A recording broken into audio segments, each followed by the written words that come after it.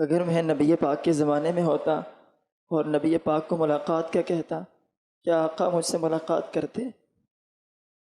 सरकार सल्लल्लाहु अलैहि वसल्लम के ज़माने में होता तो मुलाकात फरमाते, ये पूछ रहे हैं। तो मैं देखता तो आपको बताता कि मुलाकात फरमाई या नहीं फरमाई। मतलब ये कि वो हम सरकार सल्लल्लाहु अलैहि वसल्लम के दौर में होते, तो बस इसमें भी आफियत मांगनी है, साथ में कि हम ईमान भी लाते। अबू जहल भी सरकार के दौर में था, अबू लहब भी था, और बेशुमार कुफार थे। तो उनका होना उनके लिए तबाही का बाइस बना कि डायरेक्ट तबलीग सुनी तो भी ये बदबख्त ईमान नहीं लाए, वो काफिर के काफिर ही रहे, है ना।